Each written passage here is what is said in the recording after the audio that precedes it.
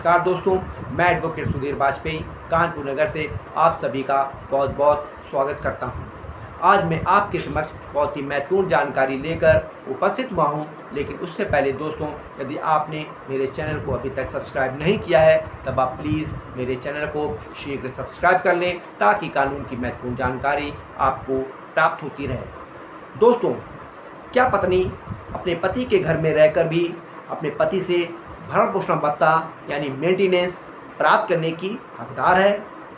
दोस्तों, यह सुनने में बड़ा अजीब लगता है कि पत्नी अपने पति के घर में रह रही है, किंतु उसके बावजूद वह अपने पति से गुजारा भत्ता की मांग कर रही है और पत्नी ने अपने पति के विरुद्ध गुजारा भत्ता का मुकदमा न्यायालय में दाखिल कर दिया। तो क्या पत्नी द्वारा दाखिल भरण पोषण के बाद में माननीय न्यायालय पत्नी को उसके पति से गुजारा भत्ता दिलाए जाने का आदेश पारित कर सकते हैं या नहीं? क्या पत्नी द्वारा दाखिल भरण पोषण बाद सुनवाई किए जाने योग्य है या नहीं? क्या पत्नी के अपने पति के घर में रहने के बावजूद पति से गुजारा भत्ते की मांग करना विधि सम्मत है? और इस संबंध में विधिक स्थिति यानी कानूनी पहलू क्या है, इस बारे में मैं आज आपको विस्तार से जानकारी दूंगा। दोस्तों, इस संबंध में माननीय उच्च न्यायालय इलाहाबाद ने बहुत ही महत्वपूर्ण फैसला दिया है। माननीय उच्च न्यायालय इलाहाबाद ने राज्यपाल बनाम उत्तर प्रदेश राज्य एवं एक अन्य दंड निर्णय संग्रह 2007 पृष्ठ संख्या 389 में इस विधिक स्थिति को विस्तार से स्पष्ट किया है। अब मैं दोस्तों आपको इस केस के फैक्ट के बारे में संक्षिप्त जानकारी दूंगा। परिवादिनी श्रीमती होरा देवी ने अपने पति राजपाल के विरुद्ध दंड प्रक्रिया संहिता की धारा 125 के तहत भरण पोषण वाद पारिवारिक न्यायाधीश मेरठ के न्यायालय में इस अभिकथन के साथ दाखिल किया कि राजपाल के साथ उसका विवाह लगभग 30 वर्ष पूर्व हुआ था। विवाह के पश्चात उसने अपने पति के घर रहना प्रारंभ कर दिया। राजपाल ने उसके साथ कुछ समय तक समुचित ढंग से व्यवहार किया। तत्पश्चात वह उसकी उपेक्षा करने लगा। वह लंबे समय तक अस्वस्थ रही, लेकिन राजपाल उसके उपचार के लिए कोई प्रबंध नहीं कर रहा था। ना ही उसने भोजन दिया और उसने उसके साथ कई बार मारपीट की और उसे घर छोड़ने के लिए मजबूर किया।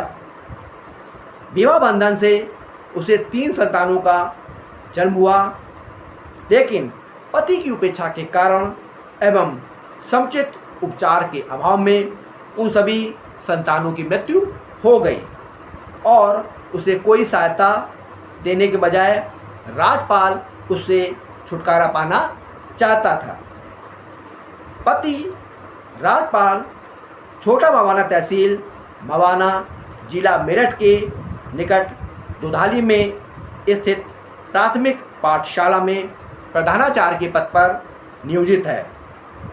वह संपूर्ण धनराशि अपने 2 छोटे भाइयों के परिवारों पर खर्च कर रहा है। यद्यपि वे परिवार भली भांति स्थापित हो चुके हैं और उन्हें राजपाल के किसी भी सहायता की आवश्यकता नहीं है।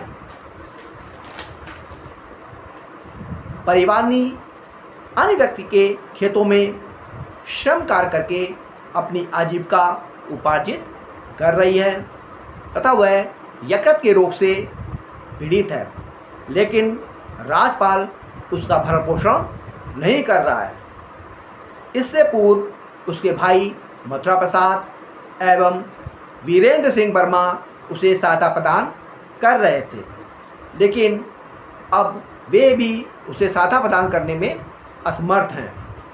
लेकिन जब उसने राजपाल से उसे भोजन एवं वस्त्र प्रदान करने के लिए कहा तो उसने यह विकथन किया कि उसके पास उसके लिए कोई धन नहीं है। राजपाल धन उधार देने का भी काम कर रहा है उससे वह 6,000 रुपया प्रतिमाह उपार्जित कर रहा है। उसके पास नगर निगम मेरठ के क्षेत्र में 100 वर्ग गज का एक भूखंड भी है, इसलिए उसने उससे भरण पोषण के रूप में 5,000 रुपया प्रतिमाह की मांग की। पति राजपाल ने पारिवारिक न्यायालय के समक्ष आपत्ति दाखिल की, जिसमें उसने यह अभिकथन किया कि श्रीमती होरा देवी उसी घर में उसके साथ रह रही हैं जिसमें वह रह रहा है और वह उसकी देखभाल कर रहा है, तथा उसने अपने भाइयों व भतीजों के प्रभाव में आकर भरण पोषण का वाद दाखिल किया है। उसने उसका भरण पोषण करने से कभी भी इनकार नहीं किया है, इसलिए पत्नी द्वारा दाखिल भरण पोषण वाद पोषणीय नहीं है, अर्थात चलने योग्य नहीं है। उसने साधन सहकारी समिति रानी नगला हसनापुर मेयर द्वारा जारी प्रमाण पत्र को दाखिल किया, जिसमें यह अभिकथन किया गया कि परिवादिनी उसी घर में अपने पति के साथ रह रही है। उसने वर्ष 2005 की मतदाता सूची को दाखिल किया, जिसमें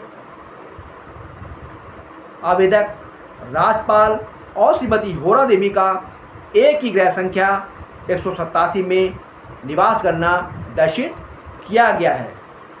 उसने राशन कार्ड की छायाप्रति भी दाखिल की, जिसमें राजपाल और श्रीमती होरा देवी के नामों का उल्लेख है। उसने इंद्रपाल सिंह प्रधान ग्राम पंचायत अफजलपुर रानी नगला तहसील मवाना मेरठ द्वारा जारी एक अन्य प्रमाण पत्र भी दाखिल किया, जिसमें यह अभिकथन किया गया कि परिवादिनी अपने पति के साथ उसके गांव स्थित घर में प्रसन्नतापूर्वक रह रही है। अपनी आपत्ति में राजपाल ने यह अभिकथन किया कि दंड प्रक्रिया संहिता की धारा 125 के अधीन भरण पोषण आवेदन पोषणीय या समर्थनीय नहीं है।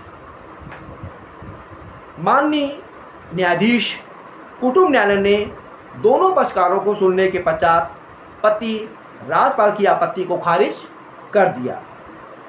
तत्पश्चात उस आदेश से क्षुब्ध होकर राजपाल ने वाद की कार्रवाई को अभिखंडित करने के लिए दंड प्रक्रिया संहिता की धारा 482 के अधीन माननीय उच्च न्यायालय इलाहाबाद में आवेदन पत्र प्रस्तुत किया।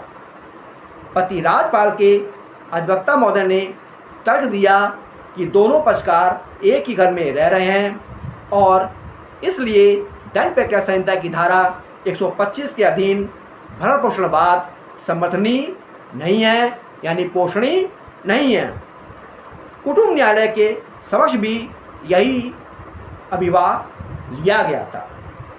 कुटुंब न्यायालय के विद्वान न्यायाधीश राजपाल के उपरोक्त निवेदन पर सहमत नहीं हुए और उन्होंने होरा देवी द्वारा दाखिल कतिपय दस्तावेजों को निर्दिष्ट किया, जिसमें से एक थाना हसनापुर की पुलिस के बीच बचाव पर पक्षकारों के मध्य हुई सुलह की एक प्रति है, जिसमें राजपाल ने पुलिस को यह आश्वासन दिया था कि वह अपनी पत्नी होरा देवी का समुचित भरण पोषण करेगा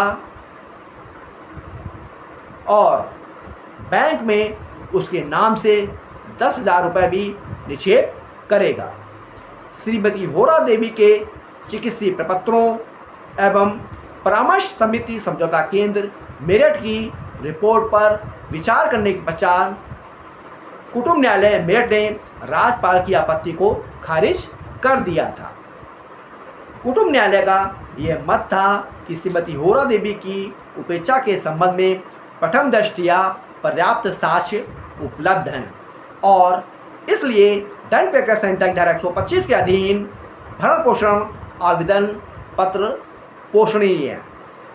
यह देखा जाना चाहिए कि भले ही पत्नी अपने पति के साथ उसी घर में निवास कर रही हो, लेकिन फिर भी उसके पति द्वारा उपेक्षा की जा सकेगी और उस दशा में दंड प्रक्रिया संहिता की धारा 125 के तहत भरण पोषण आवेदन पोषणीय है। होरा देवी ने कहीं भी यह अभिकथन नहीं किया कि वह अपने दाम्पत्य जीवन से दूर अन्यत्र कहीं निवास कर रही थी। उसके पति द्वारा अपने घर में उपेक्षा की गई थी और उसने उसे मार पीट कर उसको घर छोड़ने के लिए विवश किया था एवं विवाह बंधन से उत्पन्न 3 संतानों की उसके पति की उपेक्षा के कारण मृत्यु हो गई थी और वह अस्वस्थ भी हो गई थी, लेकिन उसका पति कोई चिकित्सीय उपचार प्रदान नहीं कर रहा था और ना ही उसे भोजन दे रहा था। विधिक स्थिति यह है कि जहाँ कहीं भी पति पत्नी को अपने घर में रख रहा हो, लेकिन यदि वह उपरोक्त आवेदन में यथाकथित रीति से उसकी उपेक्षा कर रहा है तो वह वाद दंड प्रक्रिया संहिता की धारा 125 के तहत निश्चित ही आच्छादित होगा और पत्नी भरण पोषण की हकदार होगी, भले ही पत्नी अपने पति के घर में निवास कर रही हो। माननीय उच्च न्यायालय इलाहाबाद ने तमाम बिंदुओं को गौर करने पर पाया कि कुटुंब न्यायालय द्वारा पारित आदेश किसी भी अवैधिकता से ग्रसित नहीं है और माननीय उच्च न्यायालय द्वारा पति राजपाल द्वारा दाखिल दंड प्रक्रिया संहिता की धारा 482 के आवेदन को खारिज कर दिया गया और कुटुंब न्यायालय के आदेश का समर्थन किया गया। तो दोस्तों, इस फैसले से यह स्पष्ट हो गया है कि भले ही पति अपनी पत्नी को अपने घर में रख रहा हो, किंतु यदि वह अपनी पत्नी की उपेक्षा कर रहा हो तो वह पत्नी भरण पोषण की हकदार होगी। तो दोस्तों, मैं आशा करता हूँ कि यह जानकारी आपको पसंद आई होगी।